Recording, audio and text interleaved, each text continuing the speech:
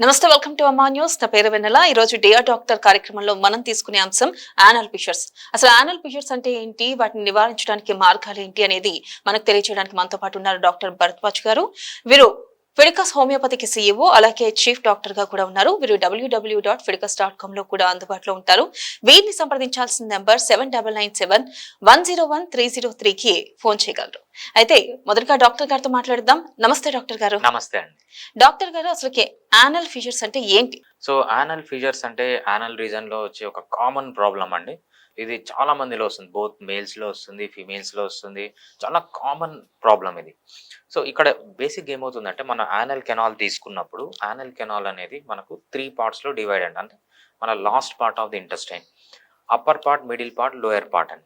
ఎప్పుడైతే మిడిల్ పార్ట్‌లో గాని, లోయర్ పార్ట్‌లో గాని లీజన్ వచ్చిందో, లీజన్ అంటే కట్ గాని, క్రాక్ గాని, చీలడం అంటారనమాట తెలుగులో. చీలినప్పుడు ఏంటంటే సివియర్ పెయిన్ వస్తుందనమాట. దాన్నే మనము యానల్ ఫిషర్ అంటాం. సో, ఈ యానల్ ఫిషర్‌లో కామన్‌గా చూసే ప్రాబ్లమ్ ఏంటంటే, సో, యానల్ రీజన్‌లో ఇవి కాకుండా మనకు చాలా డిసీజెస్ ఉంటాయి. పైల్స్ ఉంటాయి, ఫిషర్స్ ఉంటది, ఫిస్టులా ఉంటది. సో, యానోరెక్టల్ యాబ్సెస్ అంటాము, పైలోనిడల్ సిస్ట్ అంటాము. ఇట్లాంటి డిఫరెంట్ ప్రాబ్లమ్స్ ఉంటాయి. సో, కామన్‌గా ఏం చేస్తారంటే యానల్ రీజన్‌లో పెయిన్ ఉండంగానే ఒక 2 సింప్టమ్స్ తీసుకొని పోయి గూగుల్‌లోనో లేకపోతే యూట్యూబ్‌లోనో కొడతారనమాట. ఎప్పుడైతే దీంట్లో చేస్తారో వాళ్ళు ఇంకా కొన్ని వందల, వేల వీడియోస్ వస్తుంటాయి. సో, దాంట్లో వీళ్ళకి నచ్చిన వీడియో ఏ థంబ్‌నెయిల్ బావుందో ఆ వీడియో తీసుకుంటారు, దాంట్లో చూస్తారు.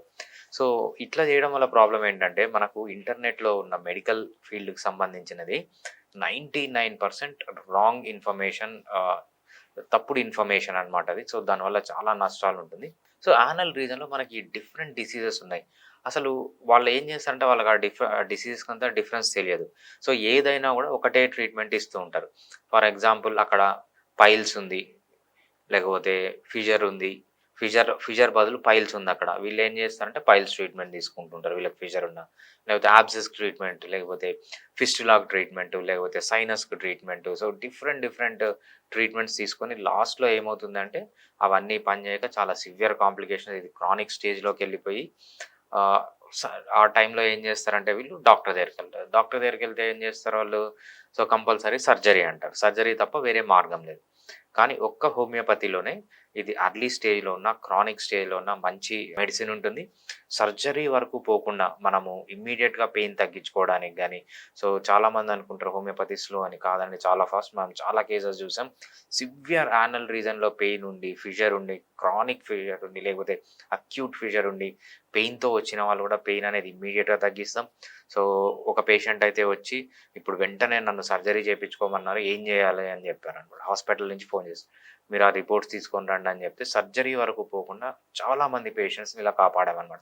సో, హోమియోపతిలో ఏంటంటే మీకు ఫిషర్ ఉన్నప్పుడు ఎటువంటి పెయిన్ లేకుండా, సో, అంటే మినిమమ్ పెయిన్‌తో మనము సర్జరీ వరకు పోకుండా వాళ్ళని కంప్లీట్‌గా రికవర్ చేయొచ్చు.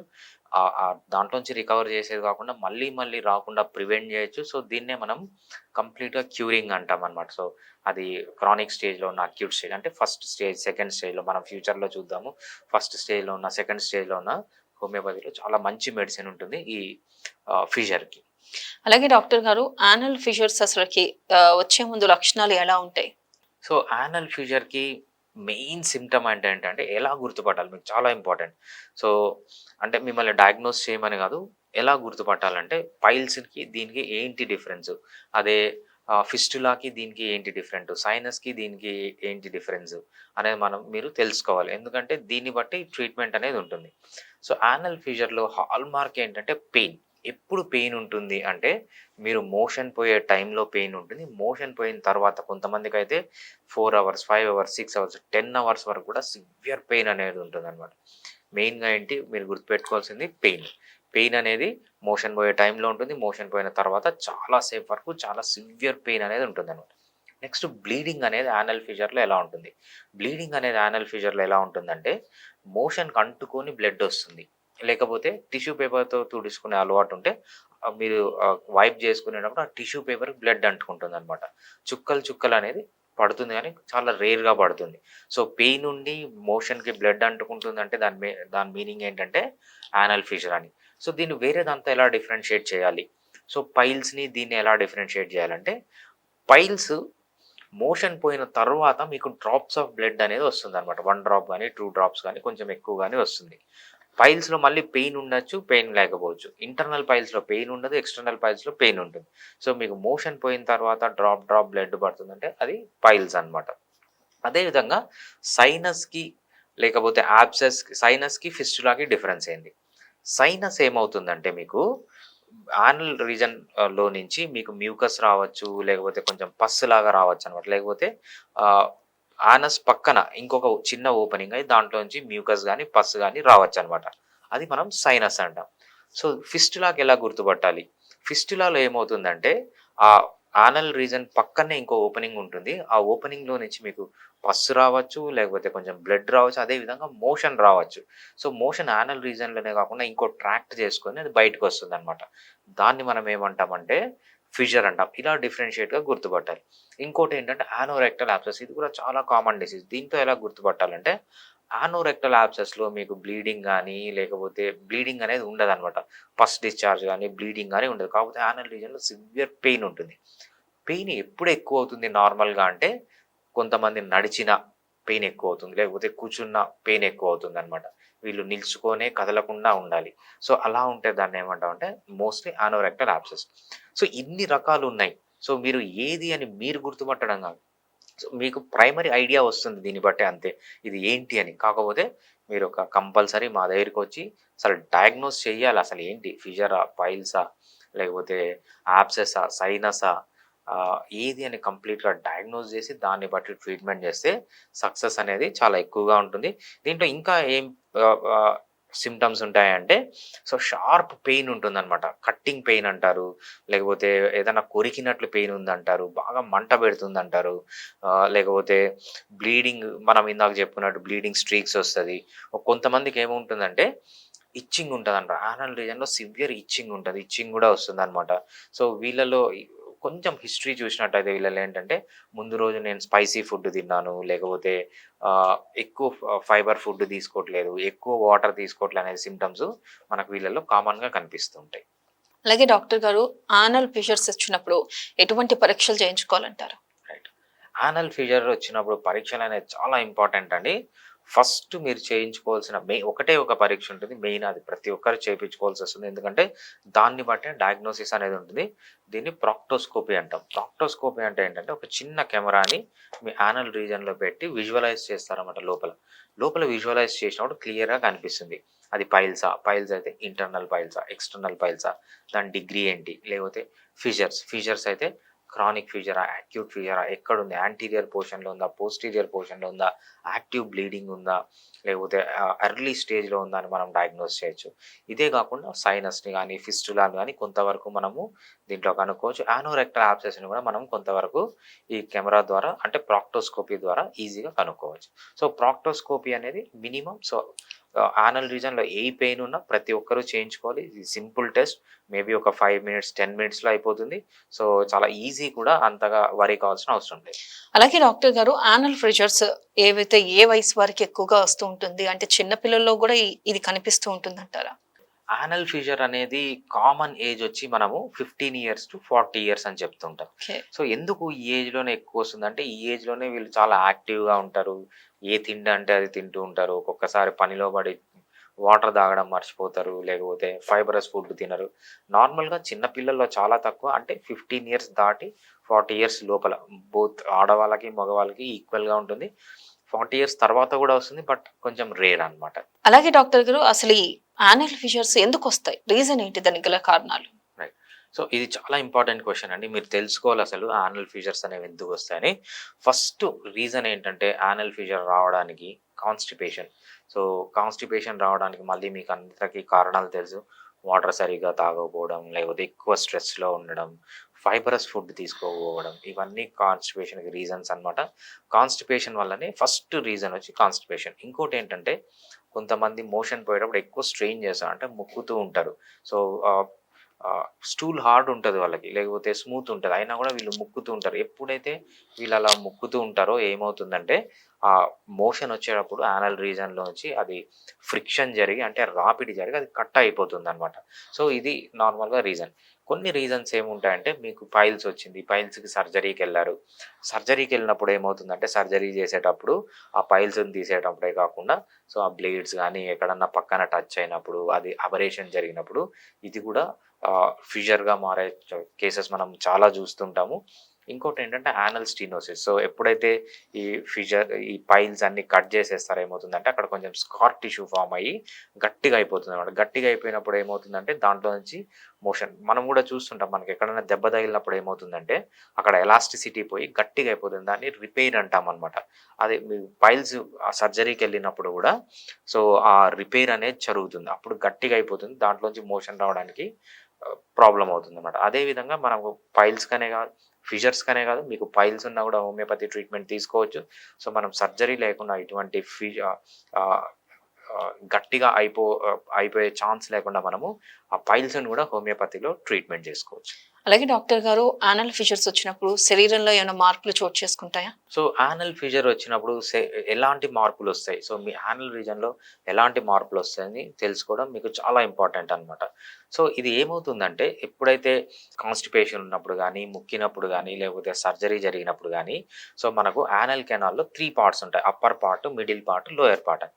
అప్పర్ పార్ట్ వచ్చి 15 లెంత్ ఉంటుందనమాట. సో, మిడిల్ పార్ట్ కూడా 15 లెంత్ ఉంటుంది. లాస్ట్ పార్ట్ వచ్చి 8 లెంత్ ఉంటుంది. ఎప్పుడైతే ఈ మిడిల్ పార్ట్, లోయర్ పార్ట్ ఇక్కడేంటంటే ఈ ఏరియాలో రిచ్‌లీ సప్లైడ్ నర్వ్స్ అనమాట. సోమాటిక్ నర్వ్స్ అంటే సెన్సరీ నర్వ్స్ ఉంటాయి. Upper part of the anal కెనాల్‌లో ఉండవనమాట. సెకండ్ పార్ట్ లేకపోతే ఫైనల్ పార్ట్‌లోనే ఎక్కువుంటాయి. ఏదన్నా చిన్న దెబ్బ తగిలినా, ఇంజ్యూరీ జరిగినా, లేకపోతే మీరు మోషన్ పాస్ చేసేటప్పుడు ఆడ చాలా సెన్సిటివ్ ఏరియా కట్ అయినా, ఇక్కడ పెయిన్ అనేది చాలా సివియర్‌గా ఉంటుందంట. ఎందుకంటే, ఈ lower part of the anal కెనాల్‌లో రిచ్‌గా నర్వ్స్ ఉంటాయి. సెన్సరీ నర్వ్స్ ఉంటాయి. పెయిన్ సెన్సిటివ్ నర్వ్స్ ఉంటాయన్నమాట. అందుకు పెయిన్ అనేది చాలా ఎక్కువగా ఉంటుంది ఈ ఏరియాలో. సో, మనము స్టేజెస్ తీసుకున్నట్లయితే దీంట్లో 2 స్టేజెస్ ఉంటాయి. అక్యూట్ ఫిషర్స్ అంటాం, క్రానిక్ ఫిషర్స్ అంటాం. మీకు ఈ ఫిషర్స్ స్టార్ట్ అయ్యి 6 వీక్స్ లోపల అంటే 1.5 నెల లోపల దాన్నేమంటామంటే అక్యూట్ ఫిషర్ అంటామనమాట. ఇది అక్యూట్ స్టేజ్‌లో ఉంటుంది. 6 వీక్స్ దాటిన తర్వాత ఏమవుతుందంటే క్రానిక్‌గా మారుతుంది. అక్యూట్‌కి, క్రానిక్‌కి డిఫరెన్స్ ఏంటంటే 6 వీక్ ముందు, 6 వీక్ తర్వాత ఏమవుతుందంటే 6 వీక్ ముందు ఎలా ఉంటుందంటే అంత డీప్‌గా కట్ ఉండదనమాట. చాలా సూపర్ఫిషియల్‌గా కట్ ఉంటుందండి. 6 వీక్స్ దాటిన తర్వాత అది చాలా డీప్ అవుతుంది. అదే విధంగా అది వైడ్ అవుతుందనమాట. 6 వీక్స్ ముందేంటంటే కొంచెం చిన్నగా ఉంటుంది. ఇది 6 వీక్స్ దాటిందంటే చాలా వైడ్‌గా అయిపోతుంది. వైడ్ అవుతుంది, డీప్ అవుతుంది. అదే 6 వీక్ దాటిన తర్వాత ఏమవుతుందంటే సో, స్ట్రిక్చర్ కూడా ఫార్మ్ అవుతుందనమాట. స్ట్రిక్చర్ అంటే ఏంటంటే మనకు యానల్ రీజన్ నార్మల్‌గా మోషన్ పోయేటప్పుడు ఓపెన్ కావాలి. మోషన్ పోయిన తర్వాత క్లోజ్ అయిపోవాలి. సో, ఇదేమవుతుందంటే స్ట్రిక్చర్ మోషన్ పోయేటప్పుడు ఓపెన్ కాకుండా అట్లనే క్లోజ్ అయిపోయి ఉంటుందనమాట. అది సెకండ్ స్టేజ్‌లో. అంతేకాకుండా ఏమవుతుందంటే మనకు పిల్లై అంటామన్నమాట. కొన్ని ఎక్స్‌ట్రా గ్రోత్ కూడా వస్తుంది. ఏదైతే ఈ కట్టు ఉందో, కట్టు పైన ఒక ఎక్స్‌ట్రా గ్రోత్ వస్తుంది. దాన్ని పిల్లై అంటామనమాట. కట్టు కింద కూడా కొంచెం స్కిన్ లాగా పెరుగుతుంది. దాన్ని సెంటినల్ పైల్ అంటామనమాట. సో, సెంటినల్ పైలు, పిల్లై, వైడ్, డీప్‌గా ఉందంటే అది క్రానిక్ అని. సో, సూపర్ఫిషియల్‌గా కట్ అయిందంటే అది ఆహ్, అక్యూట్ అని అనమాట. ఫస్ట్ స్టేజ్, సెకండ్ స్టేజ్ అని కూడా అనుకోవచ్చు. సో, ఇది మనము తెలుసుకోవాల్సిన ఎప్పుడైతే ఈ కట్ ఉంది, మోషన్ బయటికొస్తుంది అంటే దీనికి ఈ కట్‌కి మధ్య ఫ్రిక్షన్ అనేది జరిగి ఏమవుతుందంటే దాంట్లోంచి బ్లడ్ స్ట్రీక్స్ లాగా అంటుకొని మీ మోషన్‌కి అంటుకొని బయటకొస్తుంది.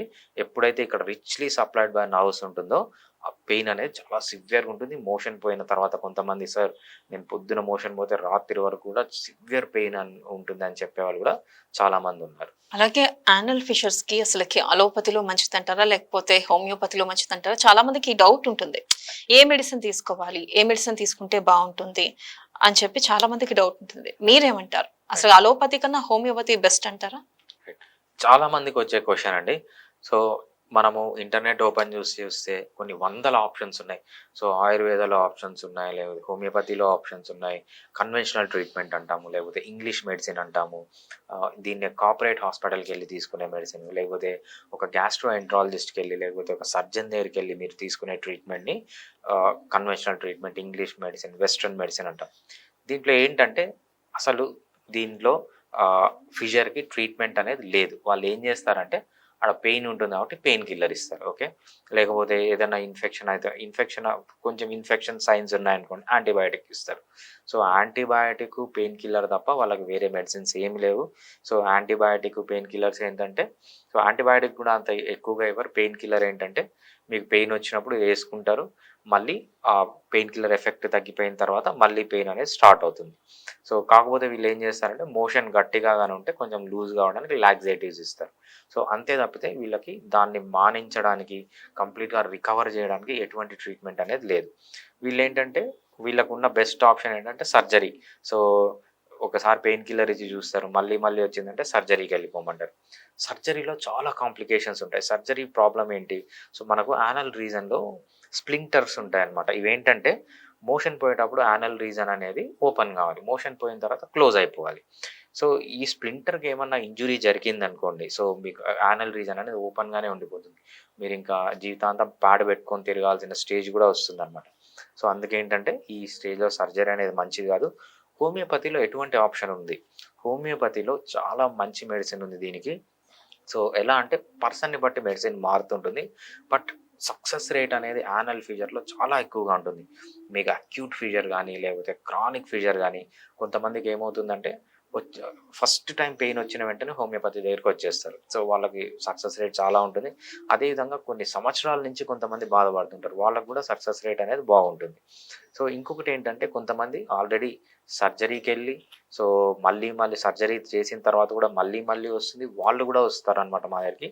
3 పీపుల్. సో వచ్చిన వెంటనే వచ్చిన వాళ్ళు, చాలా రోజుల నుంచి వచ్చిన వాళ్ళు, సర్జరీ చేపించుకున్న వాళ్ళు. సో వీళ్ళందరూ హోమియోపతి ట్రీట్మెంట్ తీసుకోవచ్చు. వీళ్ళకొచ్చే బెనిఫిట్ ఏంటంటే హోమియోపతిలో చాలా మంచి మెడిసిన్ ఉన్నాయి. ఎక్కడైతే మీకు ఆ వూండ్ ఉందో, ఎక్కడైతే మీకు ఆ కట్ ఉందో అది కంప్లీట్‌గా మానిపోతుంది. సర్జరీ లేకుండా even without side effect. Homeopathy treatment వల్ల మీకు ఒక్క సైడ్ ఎఫెక్ట్ అనేది కూడా ఉండదు. సో అంత ఎఫెక్టివ్‌గా సక్సెస్ రేట్ కూడా చాలా ఎక్కువగా ఉంటుంది. ఫర్ ఎగ్జాంపుల్ మనం డిఫరెంట్ డిసీజెస్‌కి డిఫరెంట్ సక్సెస్ రేట్ అంటాం. దీంట్లో సక్సెస్ రేట్ ఏంటంటే మోర్ దాన్ 95% అంటే 100 మంది కానొస్తే 98 మందికి, 99 మందికి తగ్గిపోతుంది. సో ఎవరో ఒకరో ఇద్దరో అన్‌ఫార్చునేట్ పీపుల్ ఉంటారు. వాళ్ళకి మనం ఎంత ట్రీట్మెంట్ చేసినా రెస్పాండ్ గారు. But most of the people almost all కేసెస్‌కి ఏమవుతుందంటే ప్రోగ్నోసిస్ అనేది చాలా బావుంటుంది. ఈసారి తగ్గిపోవడమే కాదు మళ్ళీ మళ్ళీ రాకుండా ఉంటుంది. సో మనం ఏవైతే డిఫరెంట్ కాజెస్ అనుకున్నామో సో కాన్‌స్టిపేషన్‌ని కంట్రోల్ చేసుకోవచ్చు. లేకపోతే ఇంకా ఏదన్నా మీకు ప్రాబ్లమ్ ఉన్నా గూడా కొన్ని స్ట్రిక్చర్స్ ఉంటాయి. సర్జరీ అయిపోయి కొంచెం స్ట్రిక్చర్ అయిపోయి ఉంటుంది. ఆ స్టేజ్‌లో గూడా హోమియోపతి మెడిసిన్ వాడితే కంప్లీట్‌గా రికవర్ అయ్యే ఛాన్స్ చాలా ఎక్కువగా ఉంటుంది. చాలా మందికి యానల్ ఫిషర్స్ అని కాదు, అసలు ఫిషరీస్ వచ్చినా గానీ భయపడిపోతూ ఉంటారు. ఎక్కడ సర్జరీకెళ్ళాల్సొస్తుందో, రైట్. సర్జరీ చేయించుకుంటే ఏమవుతుందో, రైట్. మళ్ళీ సర్జరీ చేయించుకున్న తర్వాత మళ్ళీ వస్తుందేమో అనే భయం ఉంటుంది. కరెక్ట్. నిజంగా సర్జరీ చేయించుకున్న తర్వాత మళ్ళీ వచ్చే అవకాశం ఉందంటారా? రైట్. సో సర్జరీ వల్ల చాలా నష్టాలున్నాయండి. మీరు చెప్పినట్లు మళ్ళీ మళ్ళీ రావడం అనేది అన్ని నష్టాల్లో ఒక నష్టం. సో సర్జరీకెళ్ళినప్పుడు ఏమవుతుందంటే వాళ్ళకి ఏదైతే అది కట్ చేసేస్తారో, కట్ చేసినప్పుడు మనకు internal anal splinter, external anal splinter అని 2 స్ప్లింటర్స్ ఉంటాయన్నమాట. ఇవేంటంటే ఇవేం చేస్తాయంటే ఒక రబ్బర్ బ్యాండ్ లాంటివి. సో ఇది మోషన్ పోయేటప్పుడు రిలాక్స్ అవుతాయి. మోషన్ పోయిన తర్వాత కన్‌స్ట్రిక్ట్ అయిపోతాయి. ఎప్పుడైతే ఇది డ్యామేజ్ అయిందో డ్యామేజ్ అయితే ఏంటంటే, సో మోషన్ పోయేటప్పుడు గూడా మోషన్ పోయిన తర్వాత గూడా ఓపెన్‌గానే ఉంటుంది. సో వీళ్ళకి మోషన్ వచ్చే ఛాన్స్ ఉంటుంది. అదే విధంగా దీనికి ఇంజ్యూరీ జరిగిందని అవి కన్‌స్ట్రిక్ట్ అయిపోతాయి. గట్టిగా అయిపోతాయి. సో మనం ఏదన్నా మీకు దెబ్బ తగిలిందనుకోండి చెయ్యి, ఫర్ ఎగ్జాంపుల్ మీరు జిమ్‌కెళ్లారు, డంబెల్స్ ఎక్కువ చేశారు. పెయిన్ వచ్చి చెయ్యి ఇట్లా అయిపోతుంది. గట్టిగా కాంట్రాక్ట్ అయిపోతుంది. అదే యానల్ రీజియన్‌లో జరిగితే గూడా ఈ స్ప్లింటర్ అనే మజిల్స్ కాంట్రాక్ట్ అయిపోతాయన్నమాట. దాన్ని స్ట్రిక్చర్ అంటాము. లేకపోతే స్పాజమ్ అంటామనమాట. సో ఇవన్నీ కామన్. ఎప్పుడైతే స్పాజమ్ వచ్చేస్తుందో దాంట్లోంచి మోషన్ పోదు, మళ్ళీ ముక్కుతారు. సో ఇదంతా ఒక విజువస్ సైకిల్ లాగా ఉంటుందన్నమాట. ఈ సైకిల్ నుంచి ఏమవుతుందంటే ఒకదాని నుంచి ఒకటి, ఒకదాని నుంచి ఒకటి కాంప్లికేషన్స్ అయిపోతాయి. ఇది ఒక కాంప్లికేషన్. ఇంకా కాంప్లికేషన్స్ ఏముంటాయి? అక్కడ యానల్ రీజియన్‌లో ఇంజ్యూరీ జరిగితే మీకు ఆల్రెడీ సో యాబ్సెస్ ఉందనుకోండి. యాబ్సెస్ అనేది మనకు ఫిస్టులాగా మారుతుంది. లేకపోతే సైనస్‌గా మారుతుంది. ఫిస్టులా, సైనస్ అంటే ఏంటి? సో మనకు నార్మల్‌గా యానల్ రీజియన్‌లో యానస్ నుంచి మోషన్ అనేది బయటికి రావాలి. ఫిస్టులాలో వీళ్ళకి ఏమవుతుందంటే ఇంకొక ట్రాక్ట్ ఓపెన్ అవుతుంది. సో యానల్ కెనాల్‌లో నుంచి మీ మోషన్ ఏదైతే యానల్ కెనాల్ పక్కనో ఇంకొక ఓపెనింగ్ తయారవుతుంది. ఆ ఓపెనింగ్ నుంచి వీళ్ళకి బ్లడ్ రావడము, పస్ రావడము, మోషన్ రావడం అంటే యానల్ రీజియన్‌లో కాకుండా పక్కన నుంచి కూడా మోషన్ రావడం అనేది మొదలవుతుందనమాట. సో ఇట్లాంటి చాలా కాంప్లికేషన్స్ ఉన్నాయి. ఈ సర్జరీ వల్ల ఈ కాంప్లికేషన్స్ అన్నీ సింపుల్గా అవాయిడ్ చేయాలంటే హోమియోపతి అనేది బెస్ట్ ట్రీట్మెంట్.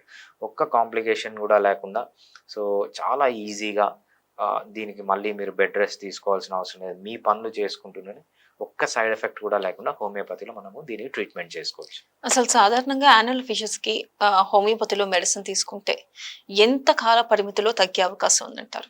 రైట్. సో దీన్ని మనం 2గా చూసుకోవాలండి. అక్యూట్ పెయిన్ ఉన్నప్పుడు సో చాలామంది ఏం చేస్తారంటే, సార్ సివియర్ పెయిన్ ఉంది, నేను కూర్చోలేకపోతున్నాను, నిలబడుకోలేకపోతున్నాను అని వస్తారనమాట. వీళ్ళకేమవుతుందంటే మనం పెయిన్ ఇమ్మీడియేట్‌గా తగ్గియచ్చు. సో వితిన్ 1 డే, 2 డేస్‌లో మనం కంప్లీట్‌గా పెయిన్ తగ్గించి వాళ్ళని ఒక ట్రాక్‌లోకి తీసుకొని రావచ్చనమాట. పెయిన్ తగ్గడమే కాదు, పెయిన్ తగ్గిన తర్వాత మనం అసెస్ చేయాలి. ఇది క్రానిక్ ఫీజరా? అక్యూట్ ఫీజరా? అక్యూట్ ఫీజర్ అంటే మీకు వచ్చి 6 వీక్స్ అయిందా? 6 వీక్స్ లోపల ఉంటే అక్యూట్ ఫీజర్ అంటామనమాట. 6 week దాటిందంటే chronic ఫీజర్ అంటామనమాట. అక్యూట్‌గా ఉంది, ఫీజర్ వచ్చింది మీకు 6 వీక్స్ లోపలే హోమియోపతి ట్రీట్మెంట్‌కి వచ్చారు అంటే మీరు 1 మంత్ వరకు ట్రీట్మెంట్ తీసుకొని స్టాప్ చేసేయొచ్చు. లేదు అది క్రానిక్‌గా ఉంది అంటే ఆన్ అన్ యావరేజ్ మనము 2 మంత్స్ టు 3 మంత్స్ కన్నా రెగ్యులర్‌గా మెడిసిన్ తీసుకుంటే హోమియోపతిక్ మెడిసిన్ సో ఎటువంటి సైడ్ ఎఫెక్ట్ లేకుండా సర్జరీకి పోవాల్సిన అవసరం లేకుండా ఆల్రెడీ సర్జరీ చేయించుకున్న వాళ్ళకి వచ్చినా కూడా కాంప్లికేషన్స్ ఉన్నా కూడా మనము 2-3 మంత్స్ కన్నా రెగ్యులర్‌గా ట్రీట్మెంట్ వాడితే క్రానిక్ ఫీచర్స్‌లో కంప్లీట్‌గా తగ్గిపోయే ఛాన్స్ ఉంటుంది. మళ్ళీ మళ్ళీ వచ్చే ఛాన్స్ కూడా చాలా తక్కువగా ఉంటుంది. బోత్ ప్రివెన్షన్ అండ్ క్యూర్ అంటామనమాట. అలాగే యాన్యువల్ ఫిషర్స్ వచ్చినప్పుడు ఎటువంటి జాగ్రత్తలు తీసుకోవాలి? ఎటువంటి ఫుడ్ తీసుకోవాల్సొస్తుందంటారు? రైట్. సో యానల్ ఫీవర్‌కి మెయిన్ రీజన్ ఏంటంటే కాన్‌స్టిపేషన్ అనమాట. ఈ కాన్‌స్టిపేషన్ వల్లనే మెయిన్‌గా యానల్ ఫీవర్ అనేది వస్తుంది. సో కాన్‌స్టిపేషన్ ఉన్న వాళ్ళు ఏం చేయాలంటే మంచిగా లిక్విడ్స్ తీసుకోవడం, ఓకే. బాగా వాటర్ మల్టిపుల్ టైమ్స్ తాగడం, అదేవిధంగా ఫైబరస్ ఫుడ్ తీసుకోవడం. ఈ ఫైబరస్ ఫుడ్ అనేది కూడా 2 రకాలు ఉంటుంది. ఒకటి సాల్యుబుల్ ఫైబర్, ఇన్సాల్యుబుల్ ఫైబర్. 2 రకాల ఫైబర్ తీసుకోవాలి. ఈ ఫైబర్ అనేది మనకు దేంట్లో ఎక్కువ ఉంటుందంటే ఆకుకూరల్లో ఎక్కువ ఉంటుంది, కాయగూరల్లో ఎక్కువ ఉంటుంది, ఫ్రూట్స్‌లో ఎక్కువ ఉంటుంది. కానీ ఫ్రూట్స్ మంచిది కాదు. ఫ్రూట్స్ తక్కువ తినాలి. సో మెయిన్‌గా ఆకుకూరలు, కాయగూరలు, అదేవిధంగా ఫ్లాక్స్ సీడ్స్ గానీ, చియా సీడ్స్ గానీ తీసుకోవచ్చు. సో ఫ్లాక్స్ సీడ్స్, చియా సీడ్స్‌లో both soluble fibre, insoluble fibre అనేది మనకు దొరుకుతుంది.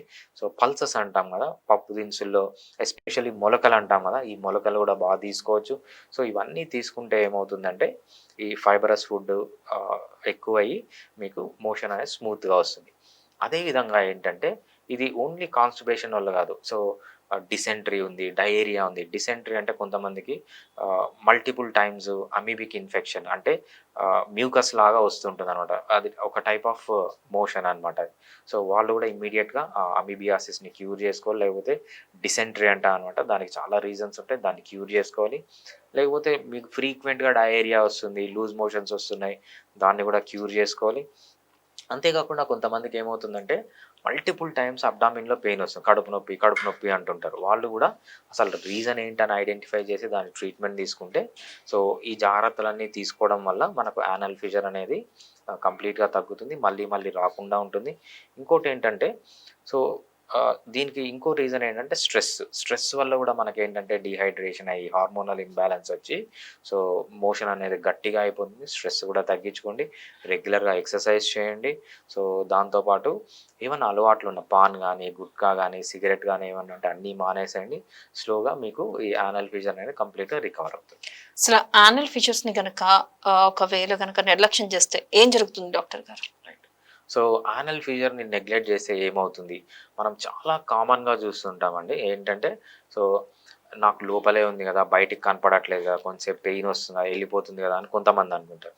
కొంతమంది ఏం చేస్తారంటే చాలా భయపడతారు యానల్ ఫీవర్స్ వచ్చింది. వెంటనే గూగుల్ ఓపెన్ చేస్తారు. లేకపోతే యూట్యూబ్ ఓపెన్ చేసి 2, 3 సింప్టమ్స్ చెప్తారు. సో ఆ సింప్టమ్స్‌ని బట్టి ఆ గూగుల్ ఏదో కొన్ని మెడిసిన్సో ఇంట్లో చిట్కాలో ఇస్తుంది. అక్కడ పైల్స్ ఉండొచ్చు. లేకపోతే ఫిషర్స్ ఉండొచ్చు. లేకపోతే ఇంకా వేరేదేదన్నా ఉండొచ్చు. యానోరెక్టల్ యాబ్సెస్ ఉండొచ్చు. వీళ్ళు దానికి ట్రీట్మెంట్ తీసుకుంటుంటారు. ఇక్కడ ఫిషర్స్ ఉన్న పైల్స్‌కి ట్రీట్మెంట్ తీసుకుంటారు. యానోరెక్టల్ యాబ్సెస్‌కి ట్రీట్మెంట్ తీసుకుంటారు. ఫిషర్స్‌కి ట్రీట్మెంట్ తీసుకోకుండా వేరే ట్రీట్మెంట్‌లన్నీ ట్రై చేసి లాస్ట్‌కి ఇదన్నీ ఎక్కువైపోయిన తర్వాత వస్తారన్నమాట. ఎక్కువైతే ఏమవుతుందంటే సింపుల్ కాంప్లికేషన్ నుంచి severe complication, simple complication. So మీకు వచ్చిన 6 మంత్స్ లోపల దాన్ని అక్యూట్ ఫీవర్ అంటాం. అక్యూట్ ఫీవర్‌ని ట్రీట్ చేయడం చాలా ఈజీ. అది కొత్తగా ఉంటుంది. అంత డీప్‌గా ఉండదు. అంత వైడ్‌గా ఉండదు కాబట్టి ఏంటంటే మెడిసిన్ ఇచ్చిన వెంటనే తగ్గిపోతుంది. వితిన్ 1-1 ½ మంత్ లోపల ట్రీట్మెంట్‌తో మీకు సరిపోతుందండి. ఎప్పుడైతే క్రానిక్‌గా మారిందో చాలామంది ఏమవుతారంటే దీనికి అలోపతిలో అయితే ఇంకా మెడిసిన్ లేదు, సర్జరీకి వెళ్తూ ఉంటారు. సర్జరీకి వెళ్ళే ముందు కూడా హోమియోపతిలో తీసుకున్నా కూడా తగ్గుతుంది, బట్ కొంచెం టైం. సో 2 మంత్స్ నుంచి 3 మంత్స్ వరకు కంప్లీట్గా తగ్గిపోతుంది. చాలామంది ఏం చేస్తారంటే సర్జరీకి వెళ్తారు. సర్జరీకి వెళ్ళినప్పుడు కాంప్లికేషన్స్ ఏముంటాయి, సర్జరీ చేసే టైంలో చుట్టుపక్కల స్ట్రక్చర్స్ ఏమన్నా ఇంజ్యూరీ కావచ్చు. ఎప్పుడైతే చుట్టుపక్కల స్ట్రక్చర్స్ ఇంజ్యూరీ అవుతాయో అది కంప్లీట్గా ఓపెన్ అయిపోయి మోషన్ అనేది ఇన్వాలంటరీగా బయటికి రావచ్చు. ఈ సర్జికల్ కాంప్లికేషన్ స్ట్రిక్చర్ అంటామన్నమాట, స్పాజమ్ అనమాట. స్పాజమ్ వచ్చేసి ఏమవుతుందంటే ఇంకా ఇది ఎక్కువ కావచ్చు, మల్టిపుల్ టైం సర్జరీకి వెళ్ళాల్సిన అవసరం కూడా రావచ్చు. సో ఇవన్నీ లేకుండా ఉండాలంటే హోమియోపతిలో అనేది బెస్ట్ ఆప్షన్.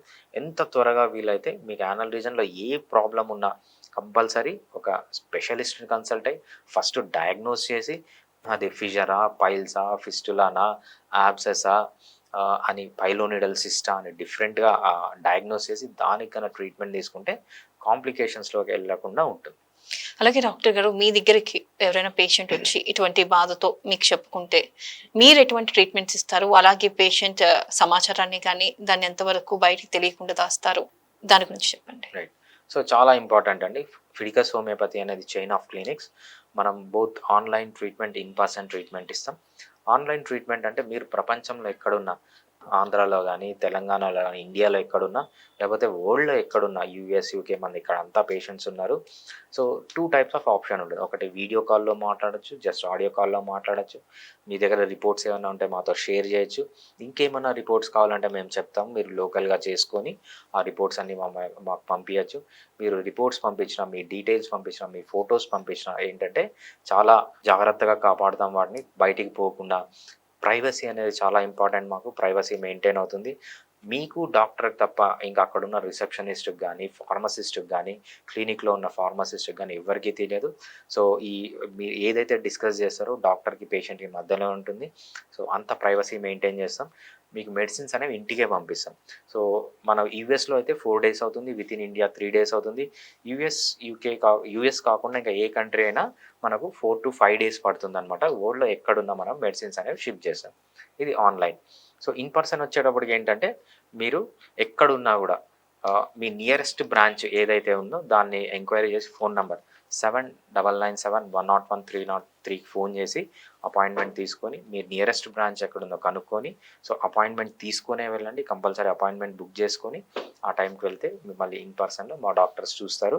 సో హోమియోపతి అనేది బెస్ట్ ట్రీట్మెంట్. ఫిడికస్ హోమియోపతి అనేది బెస్ట్ ట్రీట్మెంట్. ఎందుకంటే ఫిడికస్ హోమియోపతిలో ఈ యానల్ ఫిషర్స్కి హయ్యెస్ట్ సక్సెస్ రేట్ ఉంటుంది. ఏ హోమియోపతి క్లినిక్ కానీ, కార్పొరేట్ డాక్టర్ కానీ, వేరే ఏ చిన్న డాక్టర్తో కంపేర్ చేసినా మా దగ్గర సక్సెస్ రేట్ అనేది చాలా ఎక్కువగా ఉంటుంది. ఎందుకంటే మేము హై క్వాలిటీ మెడిసిన్స్ వాడతాము. సో ఈ ప్రపంచంలో ఏవైతే బెస్ట్ మెడిసిన్స్ ఉంటాయో అవే వాడతాం. మా దగ్గర ఉన్న doctors highly qualified, knowledgeable, passionate. So we have the best doctor and best medicine to give you best treatment. Right doctor గారు, యానల్ ఫిషర్స్ గురించి అసలుకి వాటి కారణాలు, నివారణ మార్గాలు చక్కగా తెలియజేశారు. Thank you. థ్యాంక్స్ అండి. ఇది ఈ రోజు కార్యక్రమం. డియర్ డాక్టర్ కార్యక్రమంలో ఈ రోజు యానల్ ఫిషర్స్ గురించి, అలాగే వాటి నివారణ మార్గాల గురించి డాక్టర్ తెలియజేశారు కదా. మీకు కూడా ఎటువంటి సమస్యలు ఉంటే కనుక వెంటనే డాక్టర్ గారిని సంప్రదించండి. అలాగే డాక్టర్ గారి నెంబర్ స్క్రీన్ మీద ఉంది. మరో కార్యక్రమం మళ్ళీ కలుసుకుందాం. కీప్ వాచింగ్ అమ్మా న్యూస్.